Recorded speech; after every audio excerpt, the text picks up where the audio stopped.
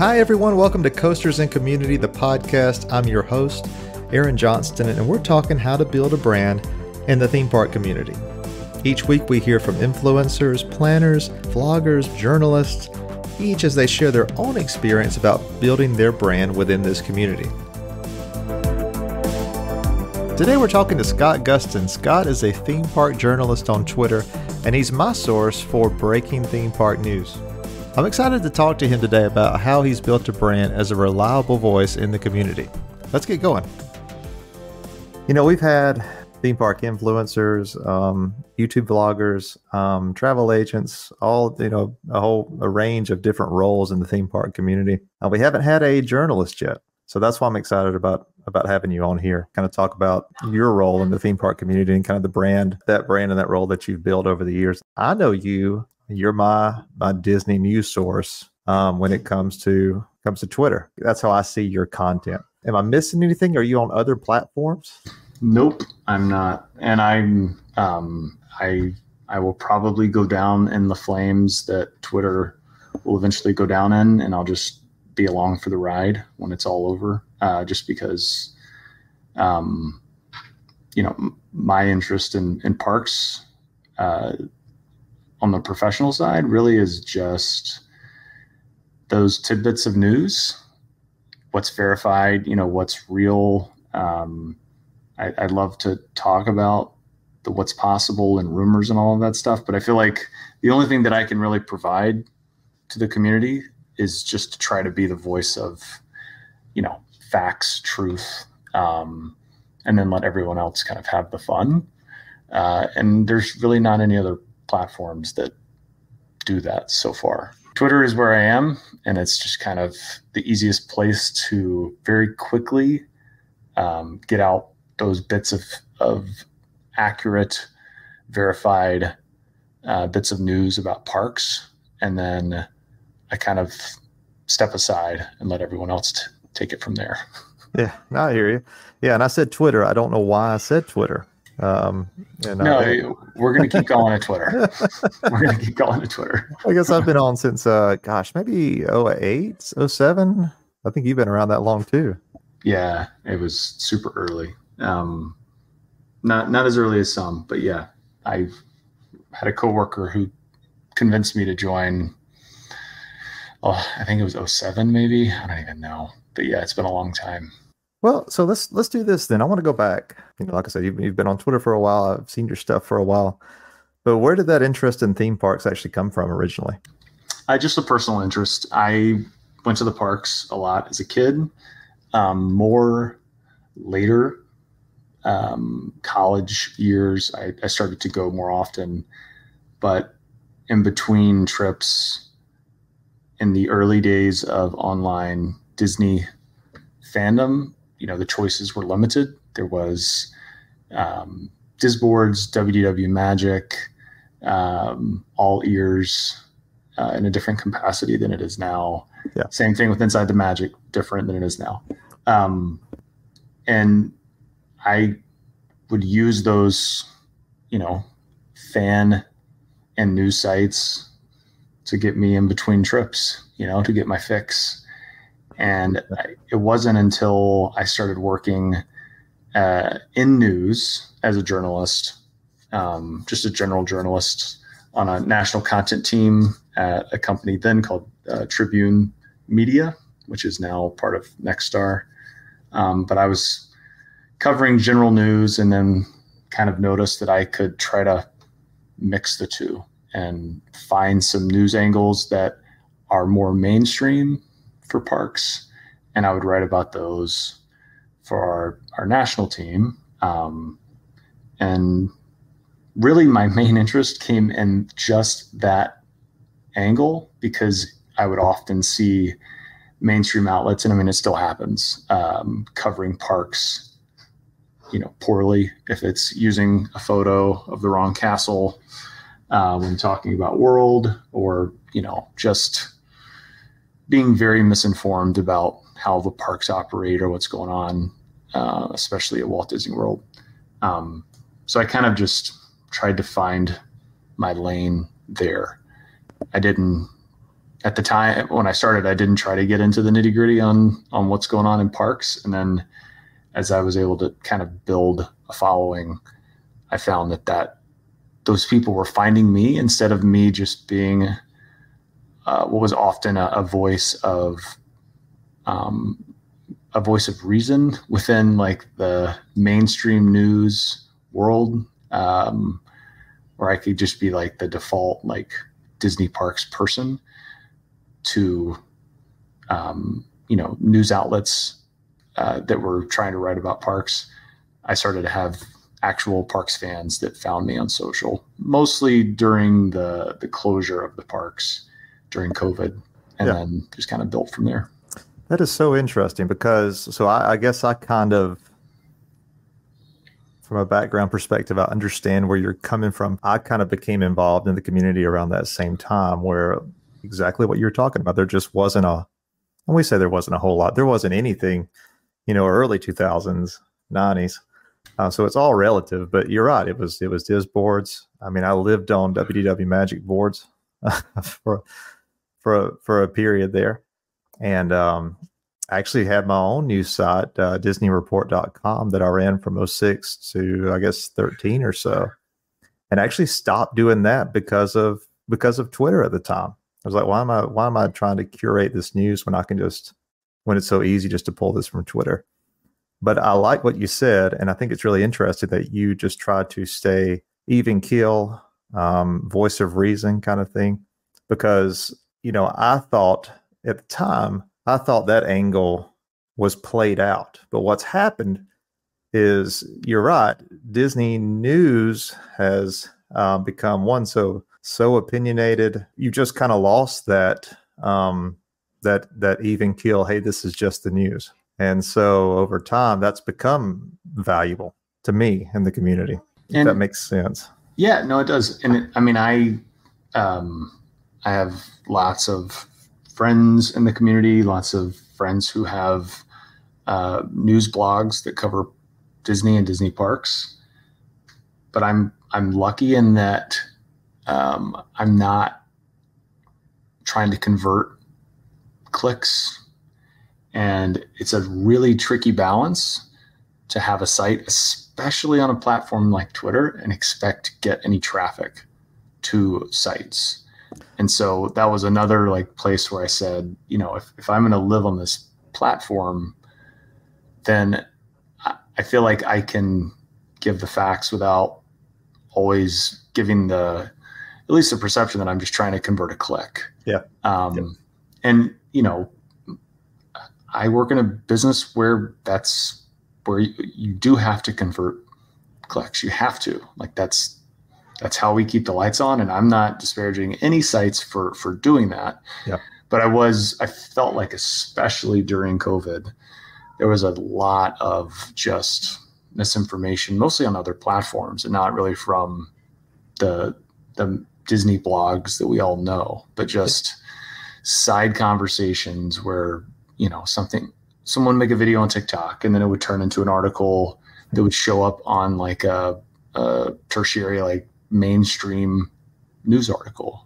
And that stuff just, it doesn't have to bother me as much as it does, but it does, because you just see stupid, silly headlines and takes that come from just one person making a joke in the framework of news. And then suddenly it becomes like this assumed reality. And I was just trying to, no one's going to solve that, but just trying to be a voice that's not that, instead of being even another voice that is adding to that noise. Just adding to. Yeah. When you go back to when you kind of started this, what was the goal at the time? Really just facts. During COVID shutdown, there was like news coming out almost every day about what was happening with Walt Disney World, like what rules were going to change. Things were changing by the week. Walt Disney World was changing, their reopening policies, whether it was masks, no masks. And I was just trying to make sure that there was at least a place where even though it was a lot, it was a lot happening. And you could probably say that I was not helpful and that I was always providing the updates on all the changes. And sometimes it would get confusing and how quickly some of those updates would get dated by how fast Disney was changing policies. But I really was just trying to do something that I don't really feel that Disney does a great job with. And that's just updating communities on the things that they need to know and not the things that Disney wants us to know. Yeah. Which they have their job is to communicate what is beneficial to them. There's a huge gap between that and what most fans want to know. And so I try to fill that in. Gotcha. So you really started, just to clarify for me, so you've been on Twitter for a while, but when you actually started posting theme park related news in more of a, I guess, regimented sense, that really started around the COVID period. That's when, I've been doing it for a long time. Just less consistent, I would say, probably. Gotcha. Before COVID, and then COVID kind of pushed me to be more consistent with the coverage and not just talking about the things that I am interested in and want to talk about, but trying to cover all of the highlights. I try to stay out of the, I'm really not trying to take any lanes that are already occupied. They're the Disney blogs, Disney food blog, they go all in on menus and that type of stuff. Like I really don't, there is absolutely an audience for that type of content, but that's not like where I feel like I need to be or need to try to be. So I try to stick to just like, major noteworthy, timely updates that impact like both coasts for parks, and just being a member of the community, constantly knowing what people are talking about when it comes to parks, trying to insert the facts and the news that is relevant to the people that are interested in all of those talking points that Gotcha. Fill Twitter and social all day long. So you've got a good following. You've got a great following on Twitter. Did I understand correctly that a lot of that growth came during the COVID period? Yeah, most of it came. I don't know what my following is now, but before COVID, it was just 2,000 or 3,000 followers, and it was just mostly other Disney fans and friends that I've interacted with. Yeah. Very few strangers were finding and following before COVID, because it was more sports, more politics, probably, maybe a better representation of like my personal daily interests. Gotcha. But yeah. I still sprinkle those in on Twitter occasionally, but I tend to try to stick to news, and I have a whole system now where I try to keep an eye on updates on Disney sites and other places in the apps where they'll make updates to try to, bring attention to things that are being updated and are newsworthy that are not necessarily being flagged by Disney. So Gotcha. So I would say, and I know that around that time there was quite the appetite for any kind of theme park news. Of course, there was before too. So I am interested to know, just you personally, were you able to have you been able to kind of pinpoint, how you achieved such exponential growth? I think when I last checked, 60, 70K. I don't really know. I've never looked. I think I saw some growth around, like I went out and covered the D23 Expo last year. Yeah. There was some growth there, but that's a pretty crowded space when you're covering that, because you have a lot of people with the same interests all in the same place covering the same thing. Right. So I saw some growth there. I think there was also some during the still ongoing dispute involving DeSantis, Florida, Reedy Creek, that whole thing.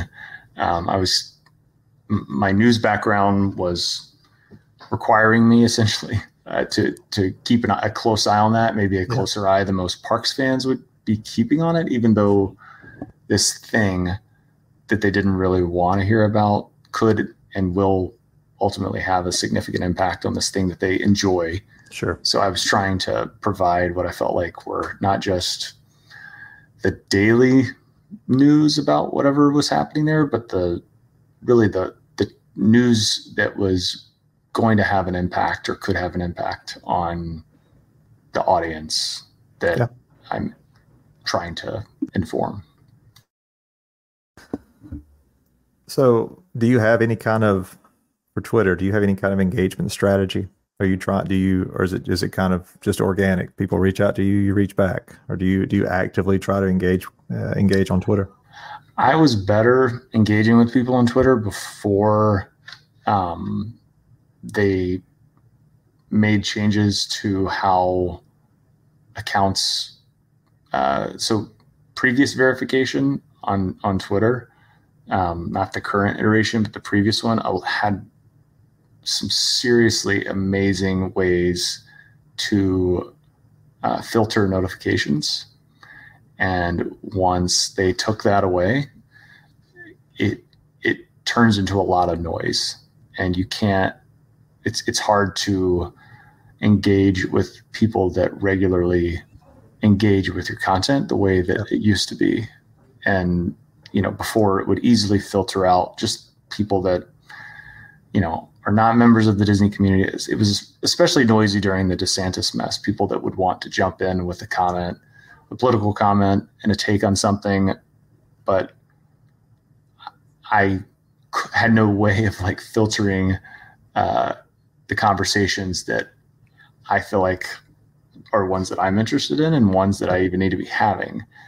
And all of that just got lost once they made that change. So I feel like I used to do a much better job than I do now, but it's because there's so much noise on a lot of these topics. The smaller ones I tend to do better, but on bigger topics, ones that reach a wider audience now on Twitter, it's impossible. There will be notifications from people that I actually know in real life that will interact with my content, and I don't see it until a day or two later because it gets lost in the noise that is Twitter now. But let's go back for just a second. You mentioned you had kind of systems for kind of keeping a tab on basically the anything news related in the community or from Disney or whatever. Can you talk a little bit about that? Kind of how you organize that and how you actually functionally pull that off? Yeah, I have some plugins that I use on my phone and browser for mostly for RSS, monitoring RSS. Okay. There's other plugins that you can get where you can monitor when a site is updated, but I'm constantly checking, Wayback Machine. If people are familiar with that, it's essentially the archive of the internet, where I'm going back and looking at old versions of Disney's site and the ones that we see now, so I can try to figure out what has changed, what Disney has added. Yeah. Because there's a lot of things like that are changed without.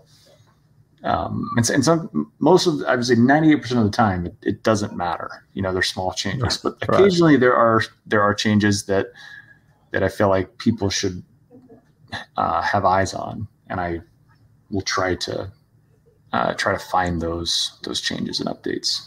So with Wayback, you're actually doing that manually. There is no automated way to kind of manage that. There are some services that I don't really use, but there are some services where you can take a page and set a monitor on it that would tell you when that page has been updated. But then you usually are having to cross-reference that with a an archive of some kind. Wayback is usually the most reliable. Google has caching that I'll sometimes use, but it's not reliable at all, especially on Disney sites. I gotcha. So, and let's touch on this for just a second. Are you on the media invite list for events at Disney just because you're a journalist? Some, yeah. I mean, the big thing with Disney, and I mean most companies, is there really is no quote unquote list. Okay. There are, Disney has so many different, arms and departments and orgs under orgs, and their teams do a good job of looking at what it is they're trying to promote and then trying to find the people that they feel like will best get that message out. So, I mean, the most recent event that I was invited to was for the Rogers the Musical that came to Disneyland. So I went out there for that. But I don't go to the majority of and I'm not invited to the majority of the events at Disney, because I mean, a new restaurant opening, I don't really have a whole lot to offer people when a new restaurant is opening. There are much more qualified voices to speak to, Disney restaurants, but also just food in general. Like, I'm just that's not me.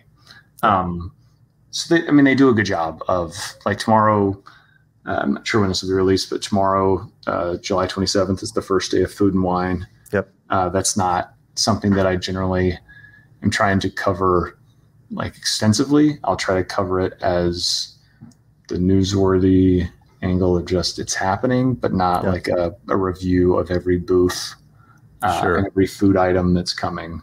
But I'll go down for big newsworthy type events. Like if there's a new ride opening or something like that, I'll typically be down there for that. I understand. So for something like what you did recently with the Rogers musical opening, what is the when you go out and cover something like that, what is the expectation? Or I guess maybe the better question to ask is, what is the expectation, I guess, both from your company and from the Disney side for kind of how you cover that? Yeah, I mean, there's a lot of people will often misinterpret the way that events like this are handled. Yeah. And I'll say, like, I don't, it's not the same experience for everyone, but there are no expectations. there's never been a single expectation communicated to me ever by Disney. That is not to say that is everyone's experience, but that is mine. I think in general, Disney just expects people to be fair, and not try to go with some agenda that doesn't line up like with what the event is. Yeah. But I mean, they just generally expect people to be fair, and as long as someone is fair, and even if, I mean, I've been around and I have critiqued things that were, parts of events that I've gone to, and I've never once heard like any pushback on that.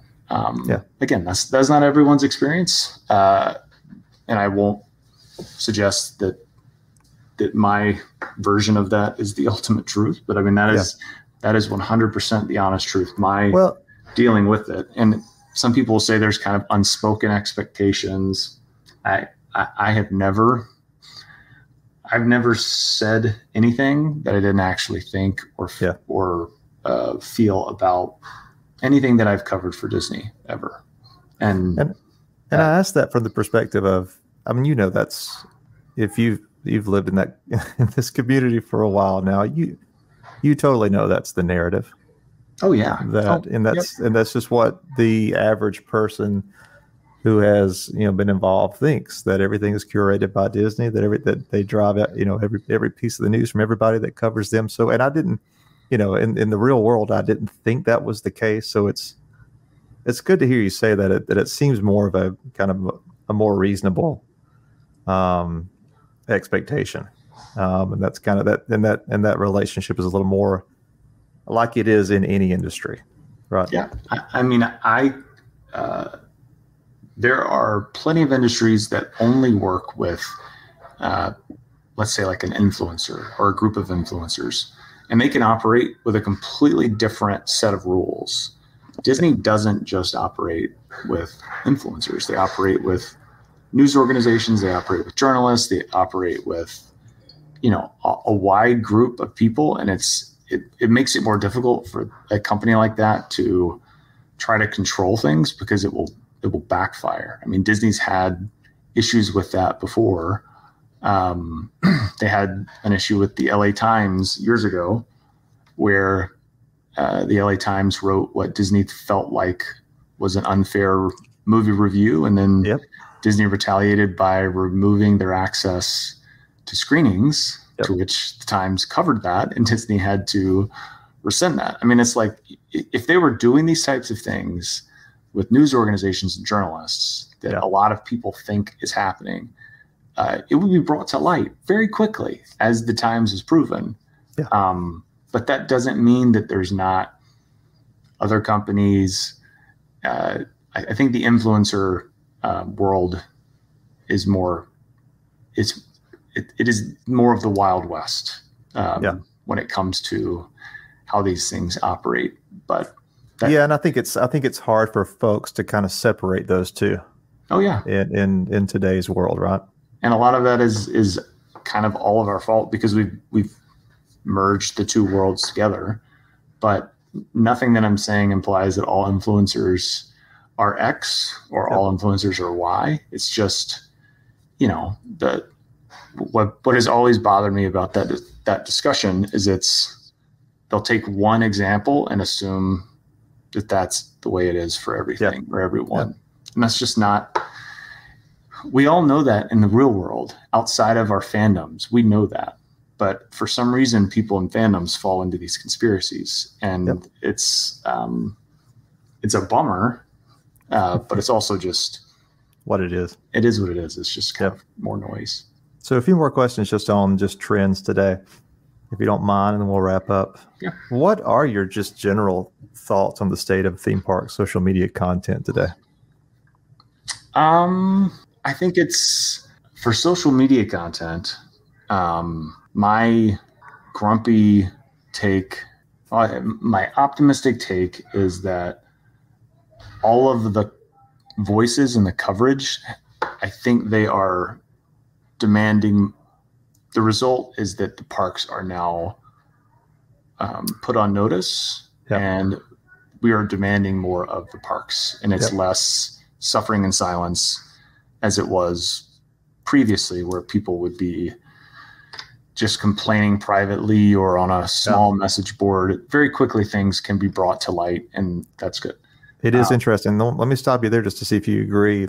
I go back to early 2000s. You had, I don't know if you remember this, Al Lutz covering Disney content, and that was kind of the felt like at the time kind of the lone wolf. Yep. As far as criticism, and it's so different today.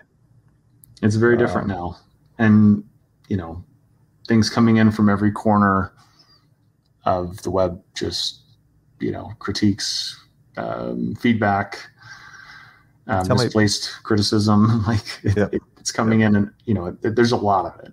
And then I would say one of my old, grumpy old person pet peeves is just the use of theme parks as props for whatever it is the person wants to do or promote. And that just, it just bothers me. And I don't really have anything else to say about it, but it's just the constant use of the theme parks as a backdrop for whatever that person wants to do or talk about, and not actually be about the parks. Yeah. So that is a trend that I do not like. So how do you feel like social media has changed the actual theme park experience? I don't know. I mean, I'm not sure it's changed it. I think you can still have a normal theme park experience if you want to. I think it's maybe added pressure that you have to not only enjoy your day, that you have to enjoy it through, feedback from people. But, you can still have a quiet day in the parks. I mean, I don't typically share I don't always share when I'm in the parks, but a good indication usually is when I am not sharing anything. Sure. And that's usually because I'm trying to enjoy my time. Anytime I'm on my phone, I'm forced to use the Disney app to try to book lightning lanes. I certainly don't have time for social media. But I think you can still have quote unquote normal theme park experience without the impacts of social media, but it makes us think that like you can't fully enjoy your day at Magic Kingdom if you don't get the perfect photo to like cap your day. Like that's pretty silly when we think. Yeah, I think you're all over it. Last two questions. So when people engage with you, when they see your content, what do you want them to come away with? Just to be informed, like just to know. Like I cannot stand when I get something wrong, even like a silly typo. So I just want people to feel informed and that they have the facts for whatever topic it is I'm talking about. Yep. What would you want someone else who is looking to kind of do this, something similar to what you do in a similar space? What advice would you have for them? I would just say find a lane that's either not occupied or is not too crowded, because it's really hard to get started when there's a bunch of things or people in front of you. You can stand out by being really good at your job, but it's a pretty crowded place. There's 100 people who have bigger followings that are more than I do across all platforms that cover parks. And for me, it was just trying to stick to facts. There's plenty of hot take voices on social media. So, I mean, it's really just trying to find, when you're consuming something and you feel like something is missing, and if it's something that you feel like you can do well, like that is the direction I would tell people to go in, and not try to replicate what you're seeing. Yep. Because it's tough. Man, I appreciate you doing this, taking you over on time. What's next for you? I'm going to spend a week at Disneyland for a family trip coming up next month.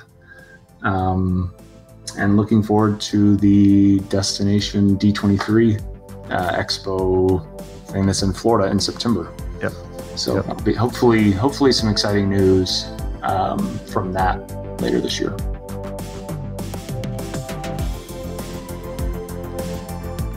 If you're looking to book a theme park vacation to destinations like Walt Disney World, Disneyland, Universal Orlando, reach out to me. I'd love to put together a free quote and help you get everything booked and taken care of, all at the low price of free. You can reach me at Next Stop Aaron on Twitter, Instagram, and Facebook, or at my blog, nextstopaaron.com.